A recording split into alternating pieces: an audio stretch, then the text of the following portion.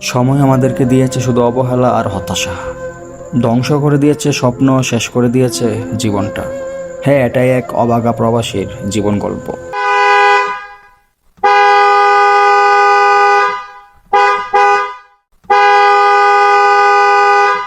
একটা মধ্যবিত্ত ছেলে জানে তার জীবনটা কিভাবে পার করতে হয়।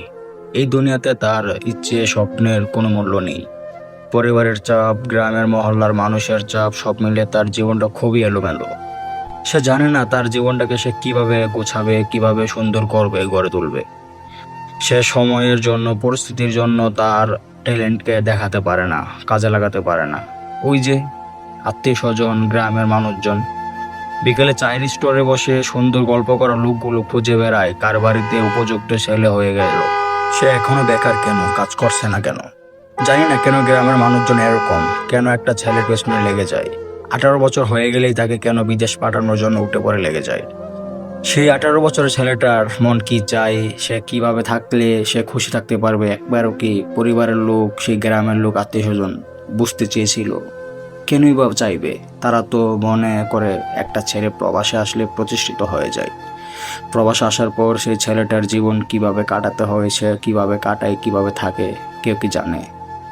সেটাকে সেই চাই স্টোরের লোকগুলো জানে, আত্মীয় স্বজন বোঝে। কেনই বা বুঝবে? তারা তো মনে করে প্রবাসে আসলে মাসের পর মাস টাকা পাঠালি প্রতিষ্ঠিত ছেলেটা। কিন্তু ছেলেটার ভিতরে পড়ে ছাই। একটা প্রবাসী ছেলে জানে তার স্বপ্ন, তার ইচ্ছেগুলোকে সে কিভাবে প্রতিনিয়ত গলা টিপে হত্যা করছে।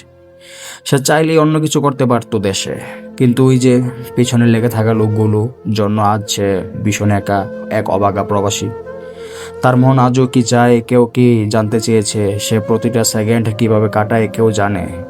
কেউ বুঝতে চেয়েছে? কেনই বা বুঝবে? জীবন তো তার। তাহলে কেন তার জীবন হলে তাকে ছেড়ে দিচ্ছে না, তাকে সিদ্ধান্ত নিতে দিচ্ছে না? কেন তার পিছনে উঠে পড়ে লেগে পড়ছে মানুষ? কেন একটা সুন্দর ফুলকে জর্জরিত করে ফেলছে? কি লাভ তাতে? সে প্রবাসে আসলে কি প্রতিষ্ঠিত হয়ে যাবে, টাকা ইনকাম করবে, এটাই কি সে চেয়েছিল?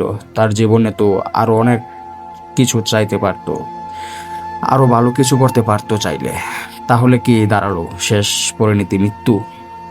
পরিবার, আত্মীয় স্বজন সবাই চায় একটা ছেলে প্রতিষ্ঠিত হোক, এটাই তো স্বাভাবিক, তাই না? কিন্তু বাবা মা তো অন্ততপক্ষে বলতে পারতো, তুই কি চাস, তোর মন কি চাই, তোর পাশে আছি। তাহলে তো সুন্দর একটা ফুল এই পৃথিবীতে নিঃশ্বাস নিতে পারতো। আর এভাবে তিলে তিলে শেষ হয়ে যেত না। সহ্য না করতে পেরে আজ তার মৃত্যু।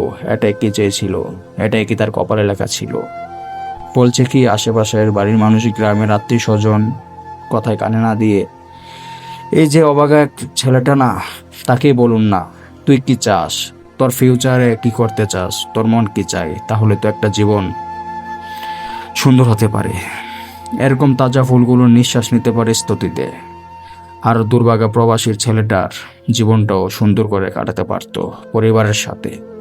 বলছে কি মা বাবা, আপনাদের ছেলেটার 18 বছর হয়ে গেছে, তাকে সিদ্ধান্ত নিতে দেন। তার যথেষ্ট জ্ঞান হয়েছে, তারপর তার সিদ্ধান্তে আপনারা ভাবুন, দেখুন সে পারবে কিনা, আপনারা সাপোর্ট করবেন কিনা, তারপর তাকে মতামত জানান। এরকম হঠাৎ করে মানুষের কথা শুনে সেই তাজা ফুলগুলোকে বিদেশে পাঠিয়ে নষ্ট করে দিবেন না। অন্ততপক্ষে মা বাবা হিসেবে এটা ঠিক নয়। এটাই ছিল এক অবাগা প্রবাসীর গল্প। সুন্দর এবং সুস্থ থাকুক সেই তাজা ফুলগুলো।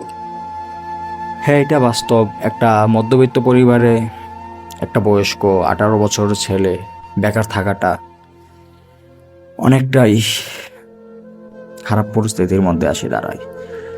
তাই বলে যে এত সুন্দর একটা ফুলকে ধ্বংস করে দেবেন, জ্বরে ফেলে দেবেন, তা ঠিক নয়। চাইলে সেই ফুলটাকে অনেক সুন্দরভাবে ফুটিয়ে তুলতে পারেন, যদি একটু চেষ্টা করুন আর আল্লাহর উপর ভরসা রাখুন। মানুষের কথা শুনে হঠাৎ তাকে এই দূরপ্রবাসে পাঠিয়ে সেই জীবন্ত মানুষটাকে জিন্দা লাশ বানিয়ে দেওয়াটা একেবারেই অর্থহীন।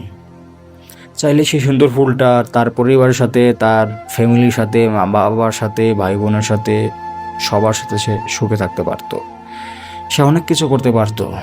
তাকে একটু সুযোগ দেন, একটু তার পেছনে সময় দেন, তাকে চেষ্টা করতে দেন।